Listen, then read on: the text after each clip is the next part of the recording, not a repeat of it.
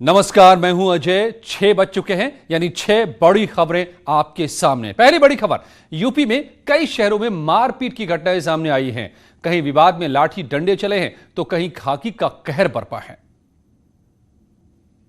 UP के अलग अलग शहरों की पिटाई की ये तस्वीरें बयां कर रही हैं कि कैसे शहर शहर में छोटे छोटे विवादों में लाठी डंडे निकल आ रहे हैं, तो कहीं वर्दी वाले ही गुंडागर्दी पर उतारू हो गए हैं।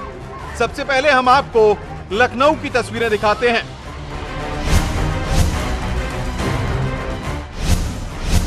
लखनऊ में वर्दी वाले की गुंडई, बीच सड़क पर सब्जी वाले को पीटा,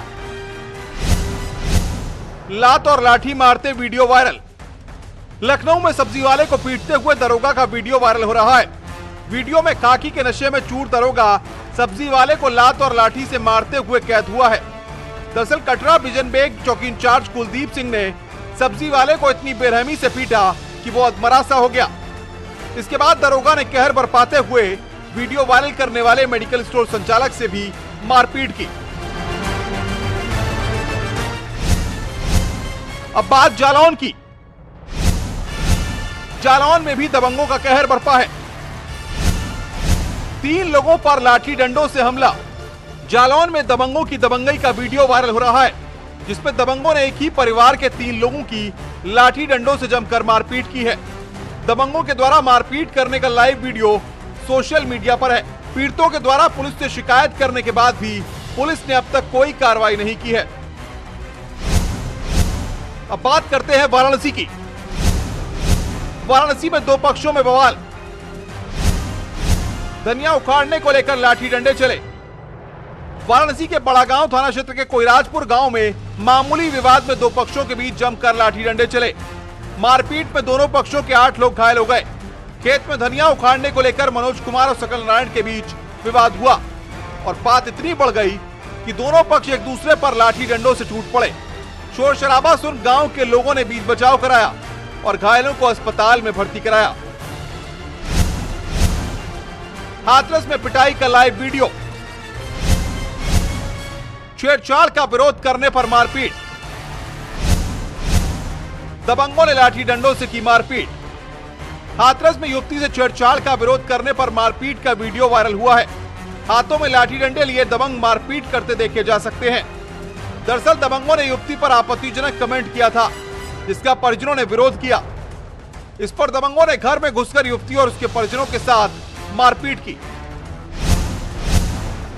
बलरामपुर से भी तस्वीरें सामने आई हैं। बलरामपुर में महिला की पिटाई। पति और परिजनों ने महिला को पीटा।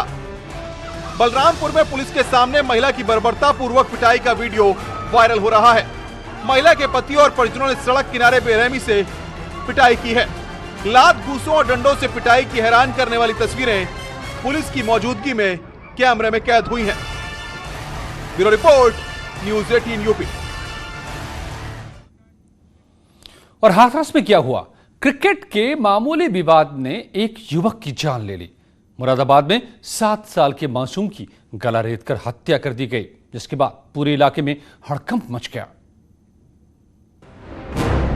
खेल के विवाद में यूपी के हाथरस और मुरादाबाद में 2 जान चली गई। हाथरस में तो खेलते खेलते विवाद इतना बढ़ गया कि फायरिंग तक की नौबत आ गई। वहीं मुरादाबाद में घर के बाहर खेल रहे मासूम को अज्ञात हत्यारों ने मौत के घाट उतार दिया।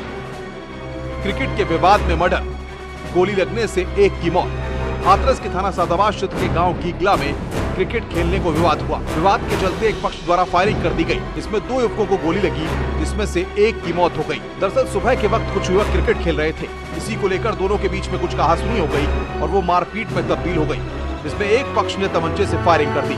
मृतक के परिजनों द्वारा 4 लोगों के खिलाफ नामजद रिपोर्ट दर्ज कराई गई है, पर पुलिस के हाथ अब तक खाली। सादाबाद थाना क्षेत्र में सुबह 8:45 बजे के करीब सूचना प्राप्त हुई कि खेतों के बीच में कुछ लड़के क्रिकेट खेल रहे थे और उसी में कुछ विवाद के चलते एक पक्ष ने दूसरे पक्ष के लड़के को गोली मार दी है। और जब सीएचसी लाया गया तो यहाँ पर उसको मृत घोषित किया गया। जो परिजन हैं उनके द्वारा, मृतक के परिजनों द्वारा 4 लोगों की नामजदगी बताई गई है। उनके गिरफ्तारी के लिए दबिश दी जा रही है। मुरादाबाद में मासूम का मर्डर। घर के बाहर खेल रहा था मासूम। मुरादाबाद में गांव वाजिदपुर में रहने वाले उस्मान का 5 वर्षीय बेटा फैजान गुरुवार दोपहर 1 बजे घर के बाहर खेल रहा था कि अचानक गायब हो गया। देर शाम मासूम को तलाशते हुए परिजन जब पड़ोस में स्थित ईंट भट्टे पर पहुंचे तो मासूम का रक्तरंजित शव पड़ा देखकर उनके पैरों तले जमीन खिसक गई। मासूम का शव मिलने की सूचना मिलते ही ग्रामीण और पुलिस घटनास्थल पर पहुंची। अज्ञात दरिंदे ने मासूम की गला रेतकर हत्या कर इस्तेमाल हुआ चाकू भी शव के पास ही छोड़ दिया था। ये दोनों घटनाएं हमारे समाज को इतना बताने के लिए काफी है कि कैसे खेल खेल में विवाद होते हैं और फिर हत्या जैसी वारदात में मासूमों की जान जाती है। इसलिए जरूरी है कि माँ बाप अपने बच्चों पर नजर रखें और उन्हें अकेले बाहर खेलने के लिए नहीं छोड़ें। न्यूज़ 18 के लिए मुरादाबाद से फरीद और हाथरस से सुमित की रिपोर्ट। और कोरोना काल में बेबसी की न जाने कितनी तस्वीरें अभी तक देखने को मिली हैं। हर तस्वीर अपने आप में कुछ न कुछ कहती है, खास तौर पर उन श्रमिकों की बेबसी की तस्वीर जिन्हें लेकर उत्तर प्रदेश में राजनीति चरम पर है। कुछ ऐसी तस्वीरें कानपुर में दिखी जहां बेबस श्रमिक खुद अपने संसाधनों से निकल पड़े हैं अपने घर की ओर।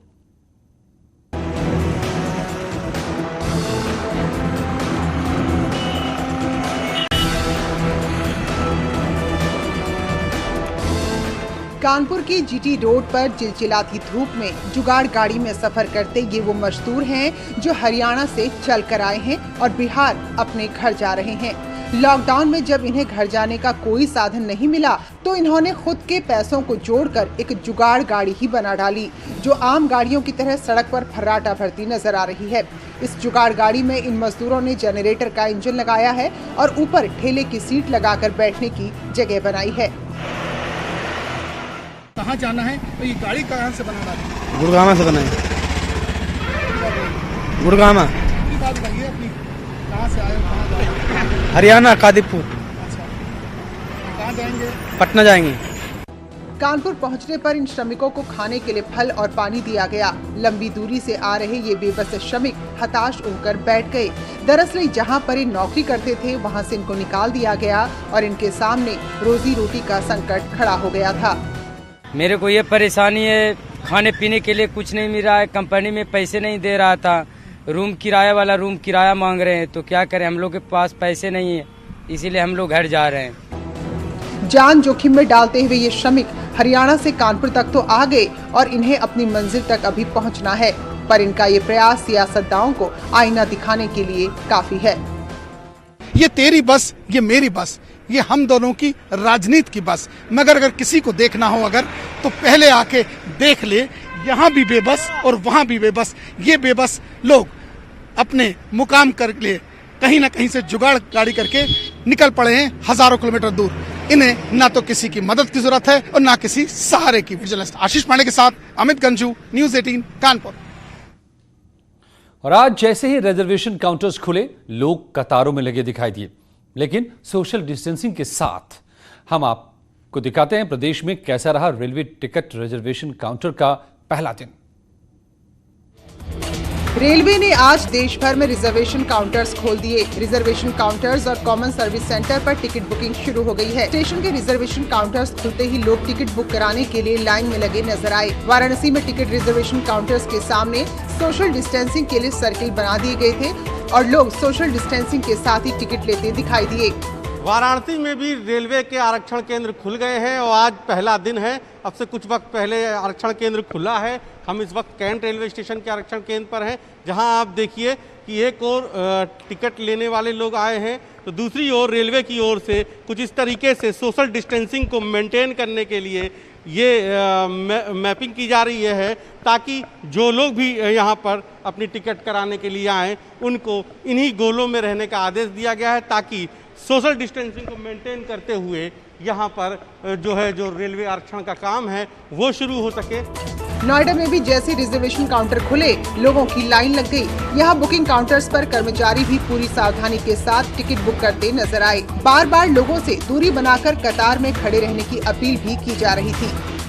कि नोएडा के सेक्टर 33 में किस तरह से लोग कतारबद्ध तरीके से बैठे हुए हैं और अपने बारी का इंतजार कर रहे हैं कि जब उनका नंबर आएगा तो वो जाएंगे और काउंटर से जो है टिकट लेंगे। 1 जून से जो है 200 ट्रेनें चलाने की व्यवस्था की गई है और तमाम जो प्रवासी लोग थे जो यहाँ पे नोएडा में रह के काम काज करते थे या अपने घरों को जाना चाहते थे, जिनको दिक्कत हो रही थी, अब 1 जून से माना जा रहा है कि उस तरह की कोई दिक्कत नहीं होगी। आप देख सकते हैं कि तमाम लोग जो हैं यहाँ अपनी बारी का इंतजार कर रहे हैं। अगर देखा जाए तो यहाँ पे देख सकते हैं कि लाइन लगा कर लोग खड़े हुए हैं। वहीं गाजियाबाद में भी रिजर्वेशन शुरू होते ही कुछ लोग सेंटर में नजर आए। इनमें से कुछ बुजुर्ग भी थे जो लॉकडाउन की वजह से गाजियाबाद में फंस गए थे और अब अपने परिवार के पास वापस जाने के लिए बेताब हैं। कुछ बुजुर्ग मेरे साथ हैं, देख सकते हैं। इन्होंने यहाँ भी टिकट कराया है अपना, ये इनका टिकट है और इस टिकट को आप देख सकते हैं। और ये जा रहे हैं नई दिल्ली से ऑनसोन, डेहरी ऑनसोन। बाबू जी कहाँ के रहने वाले हैं? बिहार का। अच्छा, तो कब से यहाँ फंसे हुए? और 3 महीना हो गया सर। अच्छा, काम धंधा कुछ होगा नहीं? कुछ नहीं। तो अब इससे कुछ फायदा है, यानी कि सरकार ने अच्छा कदम उठाया? अच्छा कदम उठाया सर। जाने लगा, अपना घर चले जाएंगे खुशी से, बाल बच्चे सर मिल जाएंगे। हाँ ये है। आंखें भर गई। हाँ क्या करे सर जी। बिल्कुल बुजुर्ग हैं, इनकी आंखें भर गई हैं क्योंकि 3 महीने लॉकडाउन के दौरान यहाँ फंसे हुए थे। जिस रोजी और रोटी की चाह में यहाँ आए थे, ना तो रोजी रही ना रोटी रही। ऐसे में एक ही विकल्प बचता है कि अपने परिवार वालों के पास जा सके, अपने बच्चों के पास जा सके। वो चेहरे पे इनकी खुशी आप देख सकते थे। भारतीय रेलवे 1 जून से 200 नई ट्रेनें चलाने जा रहा है। रेलवे ने पहली जून से 200 यात्री ट्रेनों की बुकिंग गुरुवार 21 मई को शुरू कर दी थी। इन ट्रेनों के लिए गुरुवार सुबह 10 बजे से शुरू हुई ऑनलाइन बुकिंग के पहले 4 घंटे में ही 5,51,000 टिकट बुक हो गए। टिकट बुकिंग की मारामारी के बीच रेलवे की ओर से देश के लगभग 2.25 लाख सामुदायिक सेवा केंद्रों से टिकट बुकिंग शुरू कर दी गई, जिसके बाद अब यात्रियों को टिकट बुकिंग में सुविधा हो रही है। Bureau report, news 18। और गोरखनाथ मंदिर परिसर से जुड़ी करीब 50 दुकानें आज तोड़ दी गई। गोरखनाथ प्रशासन ने ही इन दुकानों को तोड़ने की सहमति देकर विकास की नई मिसाल पेश की है। गोरखनाथ मंदिर ने विकास की नई इबारत लिखी है। मंदिर से जुड़ी 50 से ज्यादा दुकानों को तोड़ दिया गया। देखिए, बुलडोजर से इन दुकानों को गिरा दिया गया। कई घंटों तक ये कार्रवाई जारी रही। दरअसल मुख्यमंत्री योगी आदित्यनाथ के निर्देश पर गोरखनाथ मंदिर प्रशासन ने ये फैसला लिया।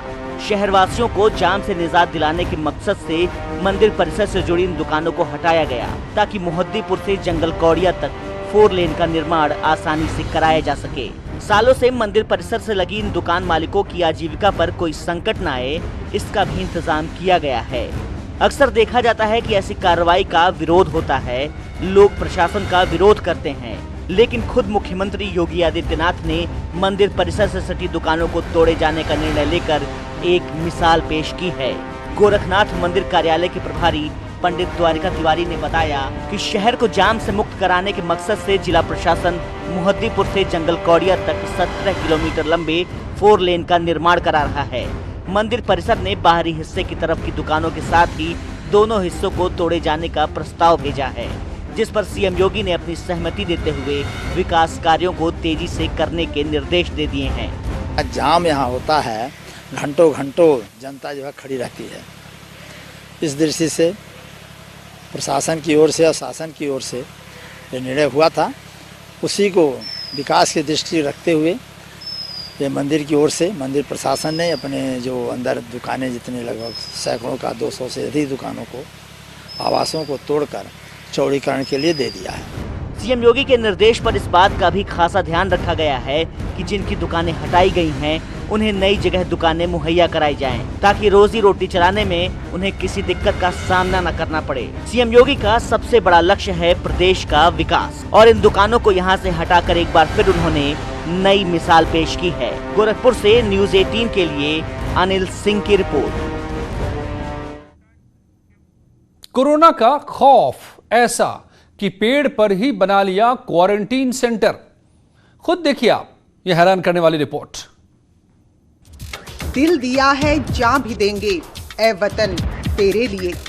सुनिए। हर करम अपना करेंगे ऐ वतन तेरे लिए, दिल दिया है जान भी देंगे ऐ वतन तेरे लिए।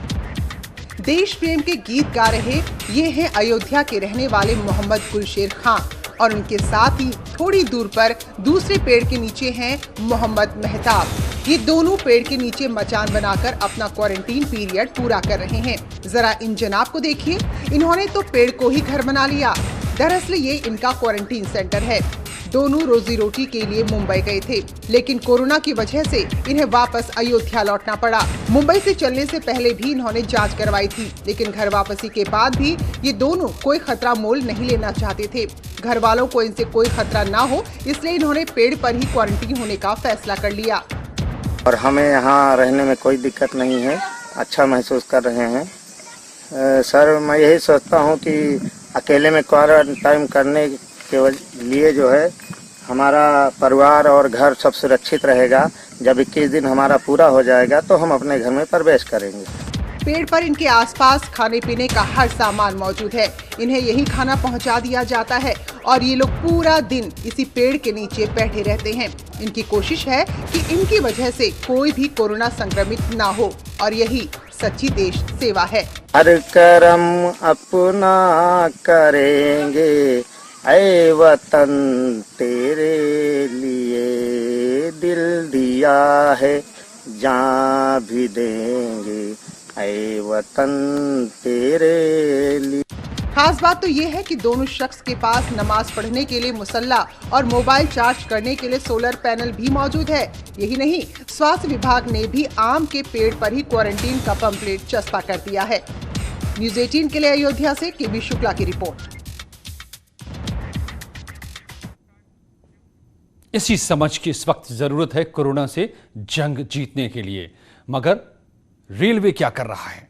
कानपुर सेंट्रल रेलवे स्टेशन पर प्लेटफॉर्म नंबर 9 पर जब ट्रेन पहुंची तो यात्रियों ने किस तरह से खाने की लूट मच गई। ये देखिए, सभी यात्री दरअसल 2 दिन से भूखे प्यासे थे। यात्रियों ने बताया कि ट्रेन में वो टॉयलेट का पानी पीकर यात्रा करने को मजबूर थे। यात्रियों की इस हंगामे को देखकर रेलवे प्रशासन मौके से फरार हो गया। गुस्साए यात्रियों ने स्टेशन पर नारेबाजी भी की। बड़ा सवाल कि ये जो श्रमिक स्पेशल ट्रेनें चल रही हैं, क्या उसके भीतर इंतजाम है? क्या पीने का पानी तक नहीं, खाने को कुछ भी नहीं? ये देखिए, लोग लड़ पड़े, लूट मच गई यहां पर खाने पीने की और फिर लड़ गए। जो 2 दिनों से भूखे प्यासे हों, टॉयलेट का पानी पीकर ट्रैवल कर रहे हो, यात्रा कर रहे हो, वो क्या न कर बैठे।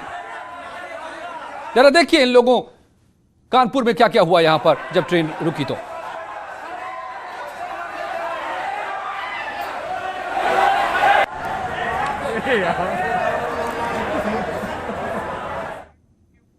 लौटते हैं कुछ ही पलों में और तस्वीरों के साथ।